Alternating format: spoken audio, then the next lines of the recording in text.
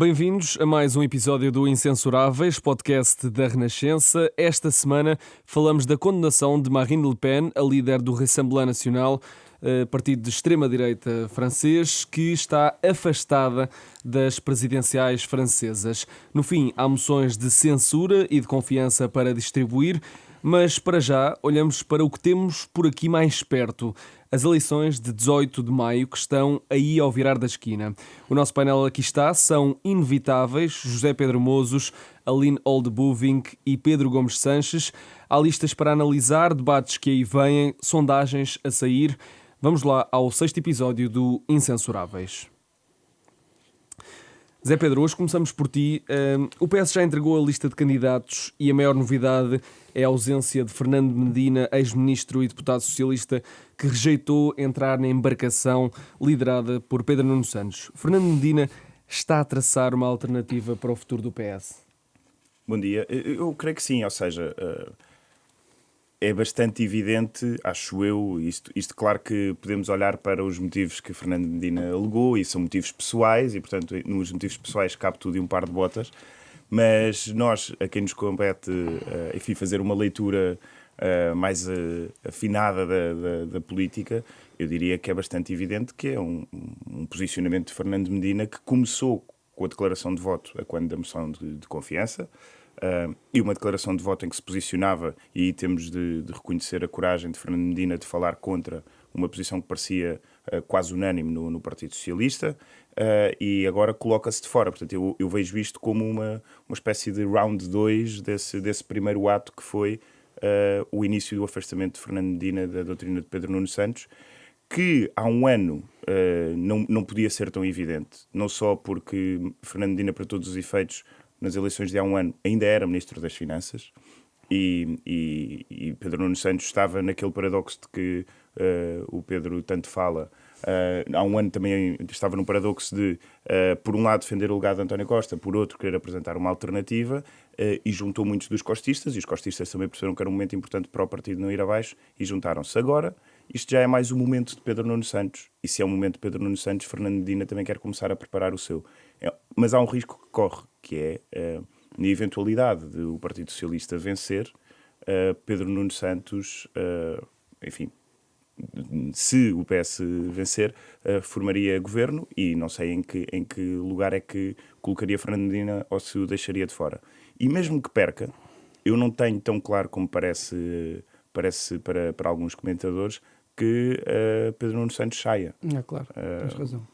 E não é necessariamente agora, mesmo que saia. Não, Sim, é que se nós pensarmos o calendário joga a favor dele. O calendário joga a favor dele, porque Mas vejamos, se ele perder as eleições, enfim, provavelmente irá até às autárquicas. Pois, não são as primeiras. Sim, mas isso é uma leitura que não casa com o calendário. E explico porquê. Porque se perder, vai até às autárquicas, um bocado como o Cafufo, não é? Na Madeira. Depois tem as presidenciais, e o Congresso Normal do PS está previsto para janeiro do próximo ano, que será naturalmente adiado em função das presidenciais, e portanto muito provavelmente será só depois das presidenciais. E portanto Pedro Nuno Santos tem pelo menos, acho eu, mais um ano à frente do PS, mesmo que perca. E isso é muito tempo para Fernando Medina ficar de fora, e é nesse sentido que eu acho que é um risco. Mas enfim, em política nós somos surpreendidos por tudo e por nada, horas chegam cada para 24 dar a volta horas. ao mundo. Aline, como é que olhas para a intervenção do PPM, Partido Popular Monárquico, que ficou fora da coligação com o PSD e com o CDS, e que agora quer impedir que a sigla AD seja utilizada pela coligação que venceu as eleições? Isso já foi ultrapassado. Isso já foi ultrapassado? Mas como é que olhas para o papel do PPM? Primeiro, com alguma tristeza, porque acho que poderia ter... está a perder a sua grande oportunidade. E também está a perder a noção, de certa forma, do seu lugar, e não podem viver eternamente sob as asas de Gonçalo Ribeiro Teles. Bom, acho que, de certa forma, o PPM devia trocar as siglas, em vez de ser PPM, ser PMP, Partido Monty Python. Porque, e reparem, Paulo Estevão, que é o secretário-geral do PPM, já foi presidente, e um grande apoiante da presidência de Gonçalo, não Ribeiro Teles, mas Gonçalo da Câmara Pereira, ele está no Governo Regional dos Açores. E nós sabemos que há uma AD com os 3 partidos nos Açores. E vão concorrer nestas eleições legislativas como a Aliança Democrática. Só nos Açores. Só nos Açores. Portanto, na Madeira e no continente estão PSD, separados. CDS. Supostamente, não é? Então, o Dr. Paulo Estevão vai ser uma espécie de Dr. Jekyll, Mr. Hyde. Porque, se calhar, às segundas, quartas e sextas, está nos Açores a dizer votem nesta AD porque nós queremos Luís Montenegro como primeiro-ministro. Mas às terças, quintas e sábados, ele vem ou para o continente ou vai para a Madeira dizer votem em mim porque eu é que sou o melhor candidato a primeiro-ministro, apesar de não estar nas listas. Mas sou candidato a primeiro-ministro. Portanto, isto é um bocadinho esquizofrénico, para não dizer cómico. Talvez no domingo faça um pouco como fez o Gonçalo da Câmara Pereira nas eleições da Madeira, em que dizia que se calhar o PPM apoiava o PS. Portanto, não se está a perceber muito bem como é que nas mesmas eleições vão ter posturas diferentes. É que não são eleições diferentes, são as mesmas. E a questão da sigla, de não quererem que seja utilizada, compreendes?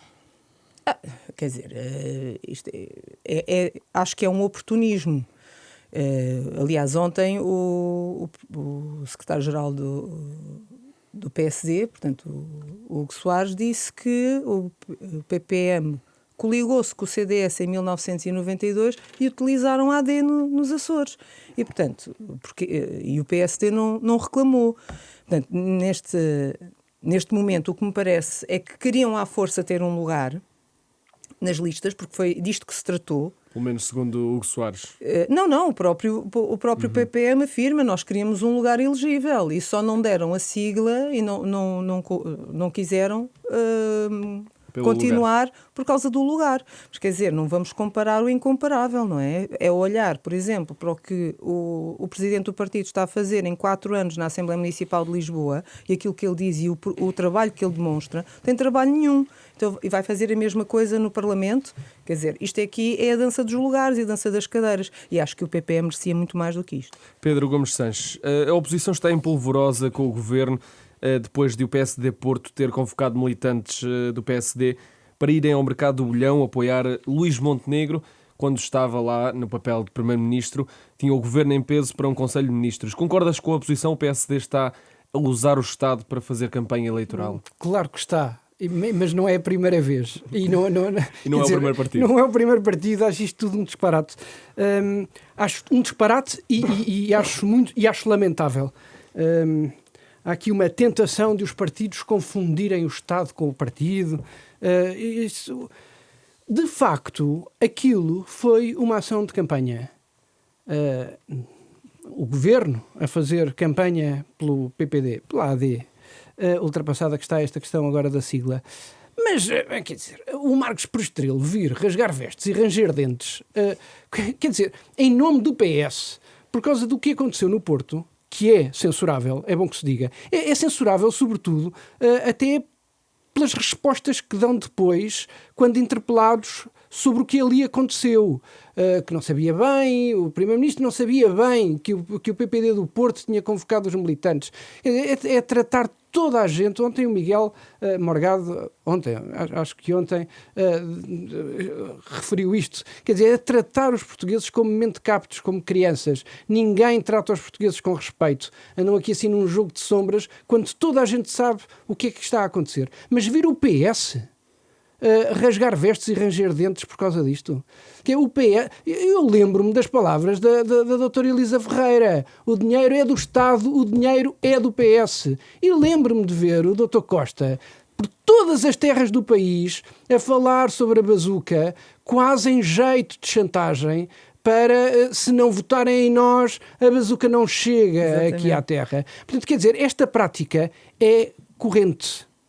Lembro, por contraste, e eu acho que este contraste tem que ser reavivado na memória dos portugueses, que houve um primeiro-ministro que disse: não contem cá com apoio para as autárquicas, porque se entre ganhar eleições e salvar o país estiver em causa, se a dúvida for salvar o país ou ganhar eleições, que se lixem as eleições. Estas palavras foram ditas em contexto de eleições autárquicas por Pedro Passos Coelho.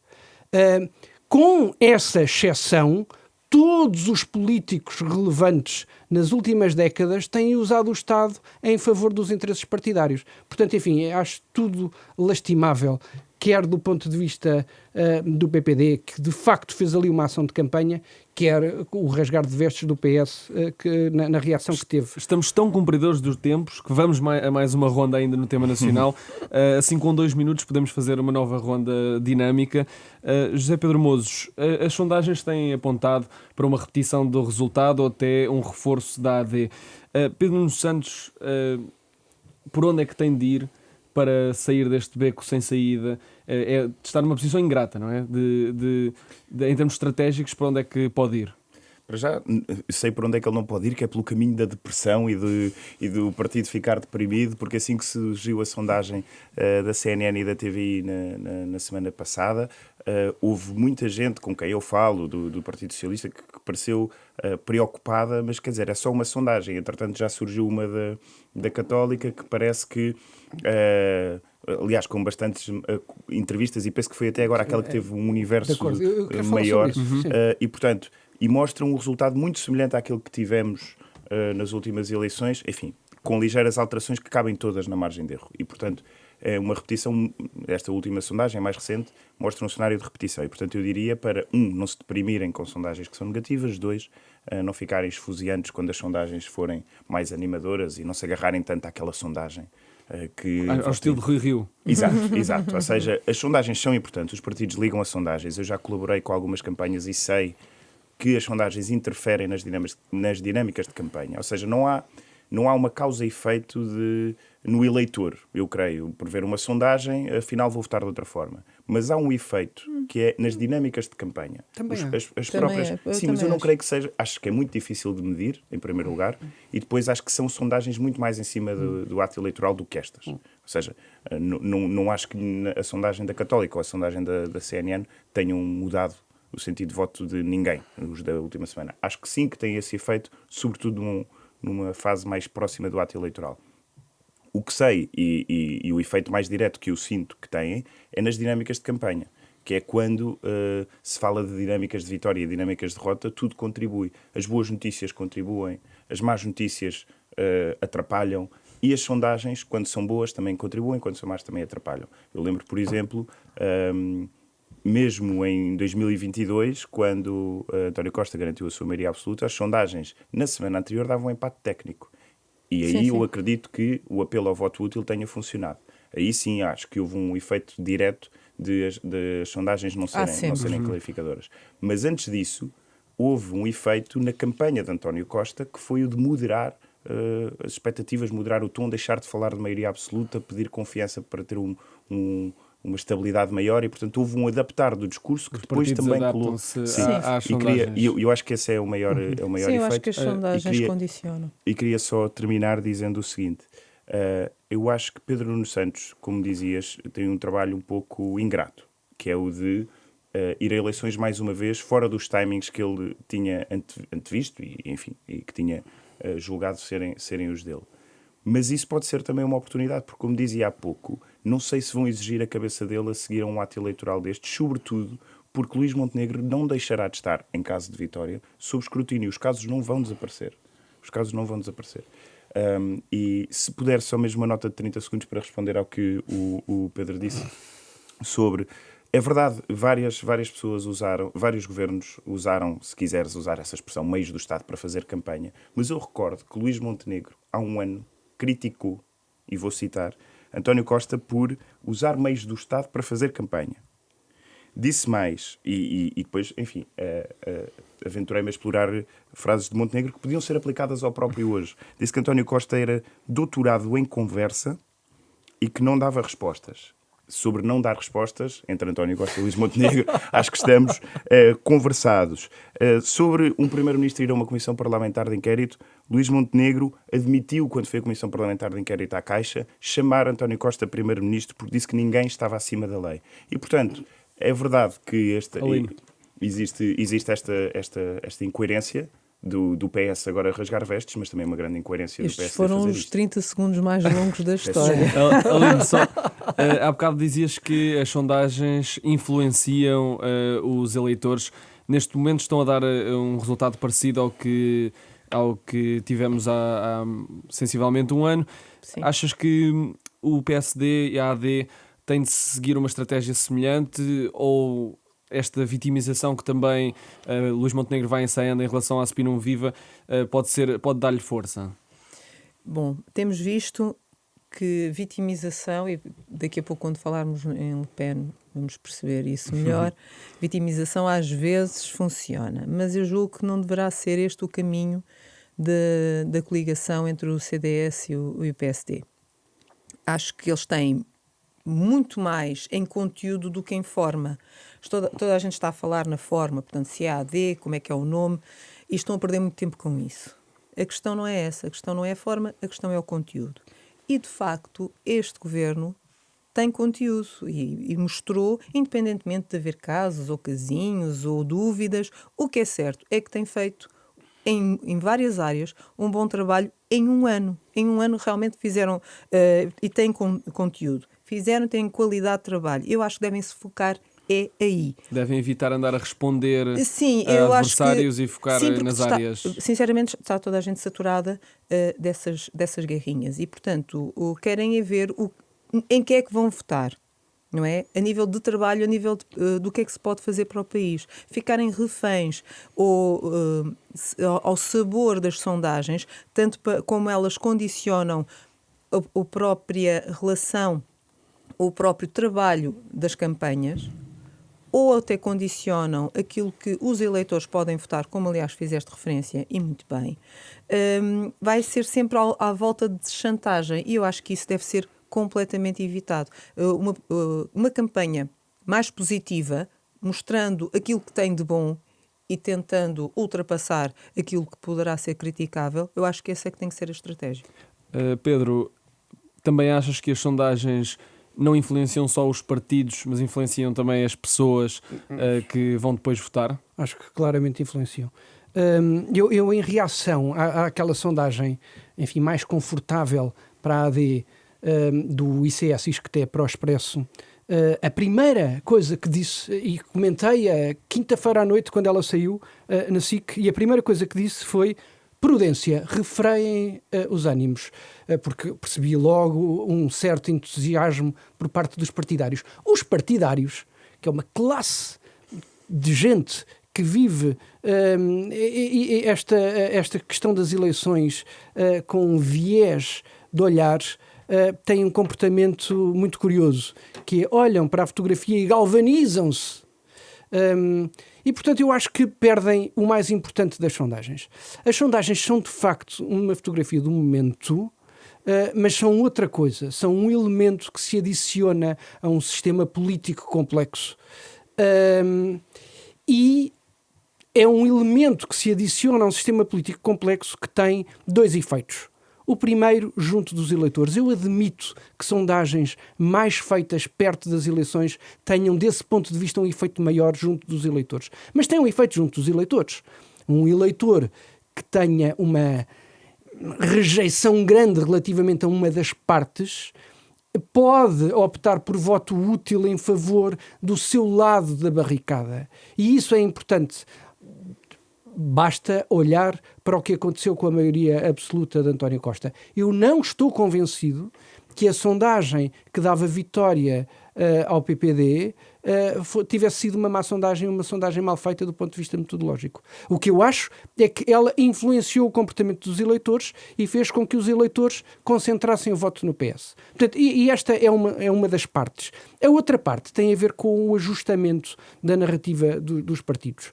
E é por isso que me espanta que os soldadinhos de chumbo, os partidários, aquela malta que já está instalada na sua trincheira, olhe para isto mais como uma confirmação da sua vitória ou uma confirmação da sua derrota e, portanto, que alimente o seu desânimo. É um erro. Eu acho que devem olhar ambas as partes e vamos ver o que é que PPD, enfim, a AD e o PS e os outros partidos, seguramente. Mas o que é que farão com estas sondagens? Esta sondagem, a que está hoje publicada no Público, foi feita pela Católica, parece-me bastante consistente, exceto num ponto.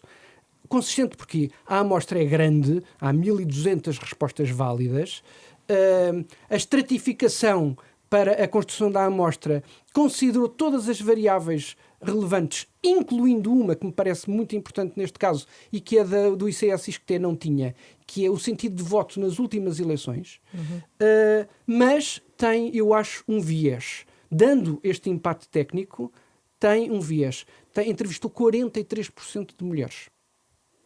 O que não é o que não é representativo. E, portanto, nós sabemos que as mulheres tendem a votar mais à esquerda e os homens mais à direita, e, portanto, este empate técnico que coloca a AD ligeiramente à frente pode ser comprometido por força disso. E eu aproveito para fazer uma publicidade à sondagem das sondagens, que é um instrumento que nós usamos aqui na Renascença, com o método Kalman, que agrega todas as sondagens e percebe que quando é que se trata de uma sondagem que é um desvio da norma, calcula isso e vai apresentando o evoluir das intenções de voto, que é como nós costumamos dizer, é o filme em vez da fotografia. Sim, não, deixa-me só dizer aqui mais uma ou duas coisas, porque, enfim, ficaram...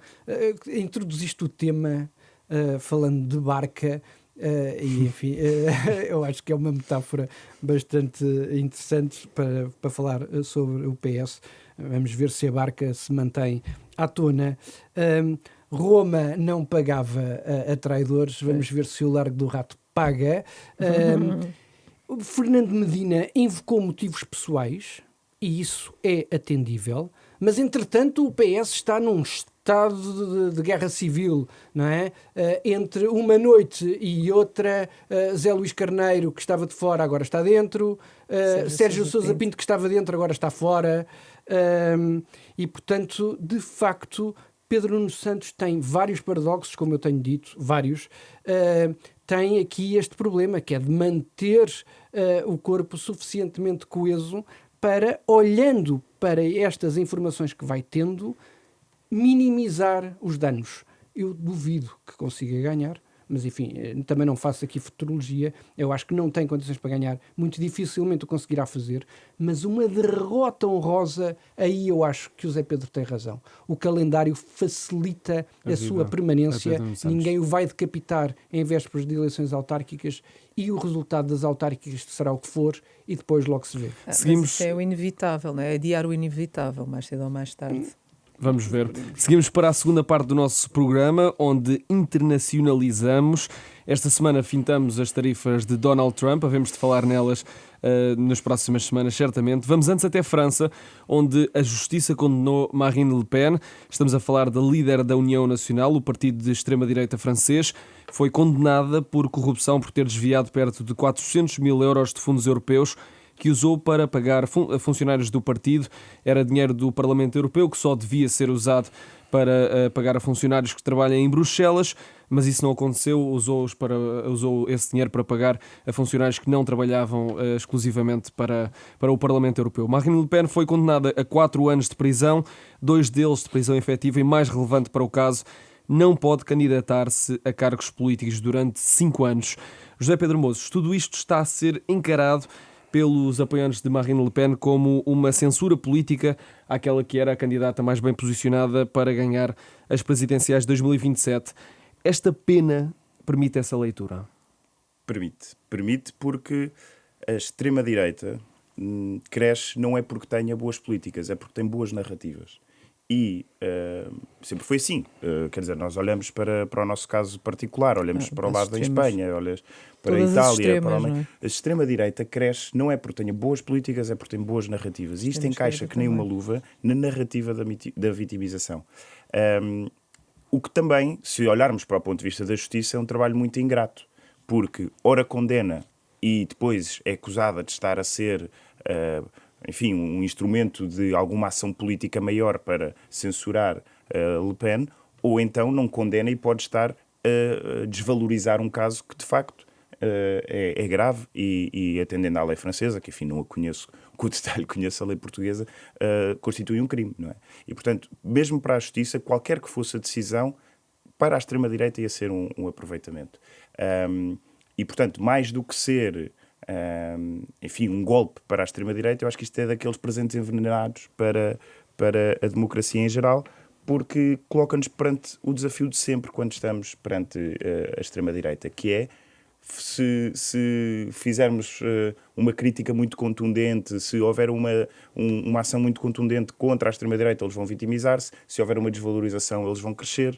Enfim, é sempre aquele paradoxo de combater, e já usámos esta palavra várias vezes hoje, mas de como é que se combate a extrema-direita, e a verdade é que eu continuo a achar que se combate com boas políticas e resolvendo o problema das pessoas. Pode levar mais tempo, mas se os problemas que as pessoas têm forem de facto resolvidos com medidas de política eficazes, acredito que a prazo a extrema-direita estará condenada. Agora, não é isso que nós vemos a acontecer em lado nenhum no mundo. Olhamos para os Estados Unidos e temos enfim, eu não me lembro de um líder tão à direita em nenhum país, ia dizer democrático, lembro-me de alguns, basta olhar para um bocado mais para o leste europeu, mas no mundo ocidentalizado e com o impacto de Donald Trump, é o líder mais extremista que nós temos em muitos, muitos anos.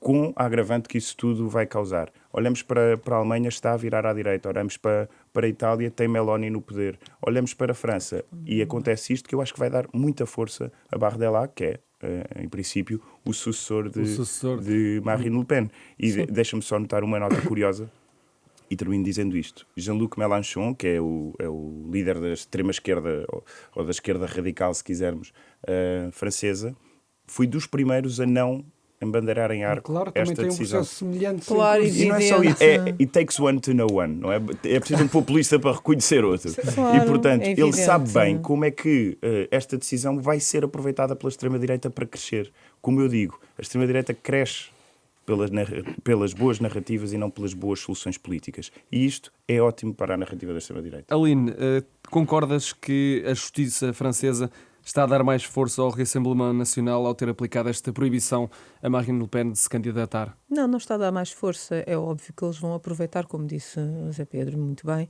eles vão aproveitar esta narrativa para se vitimizar e para dizer que é uma perseguição política, mas eu quero acreditar na justiça, eu não quero imaginar que a justiça vá fazer uma coisa deste género só por 474 mil euros. Não é. Atenção. 474 mil euros para ela. Mas, na realidade, foram desviados 4 milhões, ou melhor, mais de 4 milhões no partido. E isto não é os dinheiros de França. Reparem, é que foram desviados estes milhões do Parlamento Europeu, do dinheiro do Parlamento Europeu. O dinheiro do Parlamento Europeu inclui de todos os países europeus. Não é só dinheiros de França. Portanto, no fundo, a bem da verdade, roubaram um pouco todos nós. A verdade é esta. Estás a olhar para mim com essa cara? Porque é verdade. Olha lá, o dinheiro é de todos os países, desculpa. O dinheiro é de todos os países. Ponto 1. Ponto 2. Foi provado a existência de um sistema dentro do partido de assessores que assinaram contratos fictícios por trabalhos que não executaram para deputados europeus. Não foi só ela que foi condenada. Sim, foram 12 assistentes, 8 eurodeputados e dentro destes uma irmã dela e o companheiro. Desculpem lá, não é? Tenham santa paciência, não podem vitimizar. A coitadinha não vai poder concorrer. Ela tem 56 anos. Não vai concorrer nas próximas eleições. Esperemos que a senhora não morra, não é? Ela há de conseguir concorrer em outras alturas. E o partido também não acabou. Portanto, mas isto é o partido de uma pessoa só? Claro que não. Vão poder concorrer a outras eleições. Voltamos à questão das políticas. Estamos a votar em políticas ou estamos a votar em pessoas? Estão a vitimizar e colocar a Marine Le Pen como a grande Joana d'Arc. Já nem me lembro quem é mártir. Sim, eu já não me lembro quem é que utilizou essa expressão, mas até a vi por aí, que é a grande Joana d'Arc de França. Não pode ser, não é? Não vamos comparar o incomparável. Portanto, só para acabar, a minha análise e, no fundo, a minha conclusão é que, no fundo, eu acho que temos que acreditar na justiça, mas acho que isto devia ser feito para todos os partidos, porque, com certeza, o partido de Marine Le Pen não foi o único a desviar dinheiros. Até em Portugal há casos Exatamente, parecidos. eu acho que, pois há, e acho que se deveria investigar e de facto levar-se até às últimas consequências. Até quem quis dar um banho de ética, não é? Exatamente, mas Até- isso aí tem que se levar até às últimas consequências. E só para terminar mesmo, vou relembrar que não foi por ter ficado na prisão que Isaltino Moraes não voltou a candidatar-se e não voltou a ganhar. Portanto, eu acho que deviam parar de rasgar as vestes relativamente a Marine Le Pen e perceber que a justiça tem que realmente ser feita. Pedro, até já há uma expressão de apoio a Marine Le Pen, Je suis Marine, numa alusão ao ataque à redação do jornal Charlie Hebdo. A justiça francesa pode ser acusada neste momento de silenciamento político? Pode. Eu não quero rasgar as vestes relativamente à Marine Le Pen, Aline, mas quero rasgar as vestes relativamente à democracia. Dar aqui uma nota prévia sobre este caso. O trabalho de assessoria política a políticos confunde-se, não poucas vezes, compreensivelmente, com o trabalho de assessoria política a partidos. E, portanto, de facto, a fronteira é ali muito ténue. Não contesto a acusação. Aliás, nem Marine Le Pen a contestou. Não pode? Mas está bem, tudo bem. Mas esta nota prévia não é irrelevante. Mas ela vai recorrer. É porque, de Sim, facto, vão recorrer. Está bem, vão recorrer da sentença, mas relativamente à acusação que lhe é feita, ela nem sequer a contesta muito. E não a contesta muito porque realmente as fronteiras, e já estávamos aqui, tu disseste isso, eu adicionei a memória do caso de quem quis dar um banho de ética em Portugal e que se viu envolvido numa coisa relativamente parecida. Só para enquadrar, estamos a falar de Rui Rio e das buscas que foram feitas ao seu apartamento. Isto para dizer, e eu acho que isto é uma atenuante, a assessoria a políticos tem fronteiras muito ténues com a assessoria a partidos e, portanto, às vezes não é fácil fazer essa distinção. Feita esta nota, realmente há aqui um conjunto de casos que têm a ver com financiamento de partidos.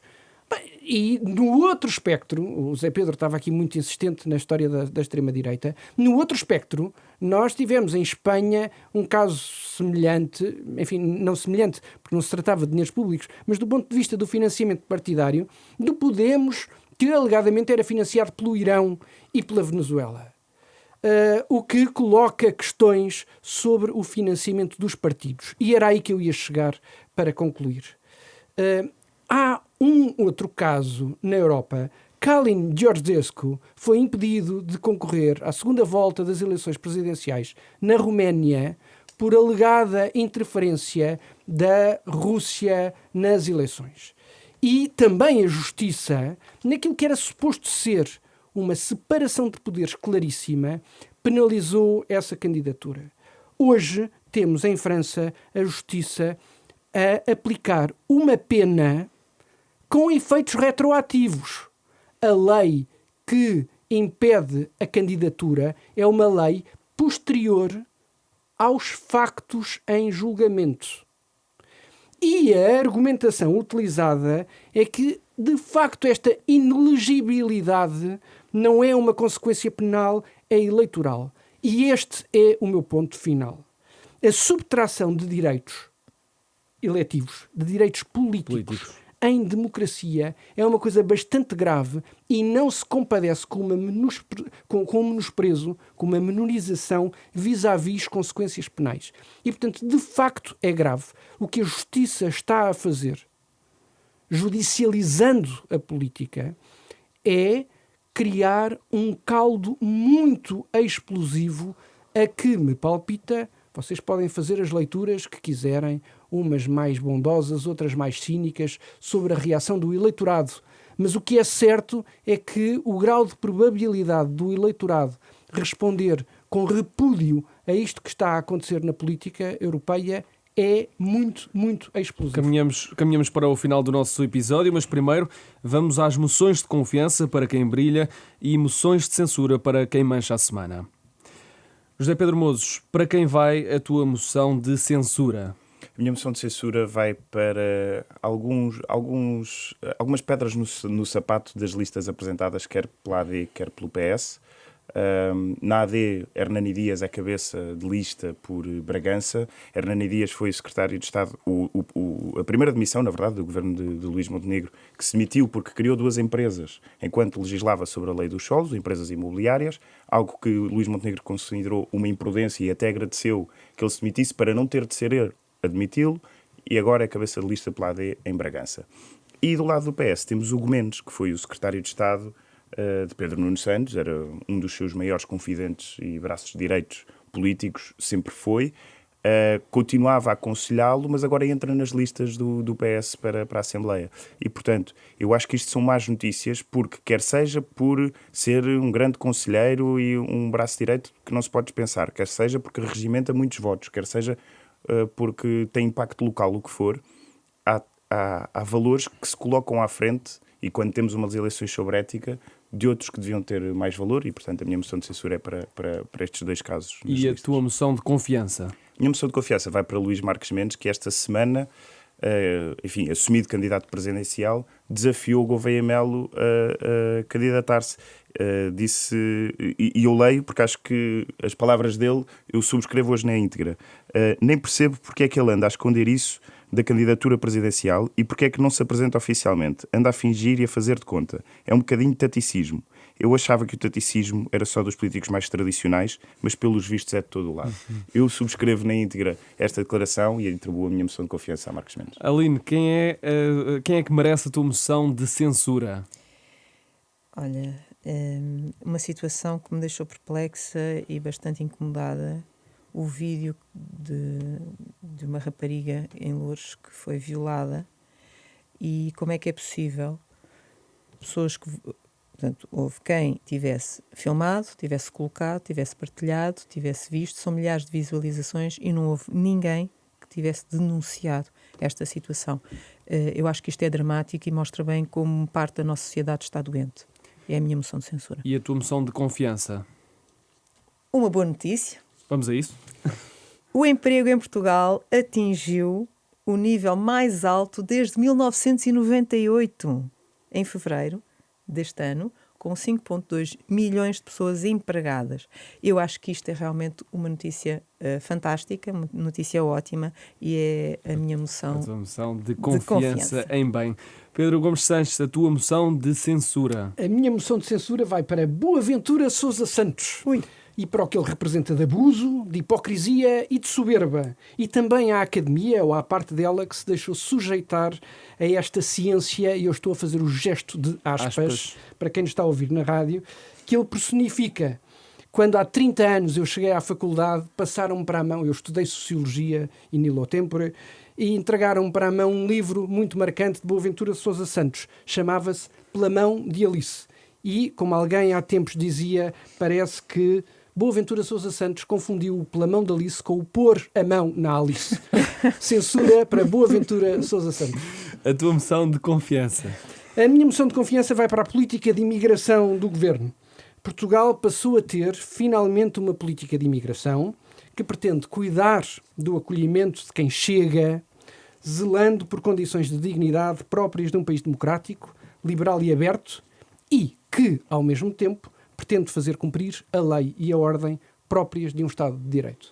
E é assim que terminamos o nosso episódio do Incensuráveis, do podcast da Renascença. Se gostaram, sigam, partilhem o episódio, comentem com críticas ou sugestões. Este episódio teve o cuidado técnico de Rui Centeno. Os nossos incensuráveis são José Pedro Mozos, Aline Oldebuving, Pedro Gomes Sanches. Eu sou Tomás Anjinho Chagas. Para a semana, cá estaremos. Obrigado.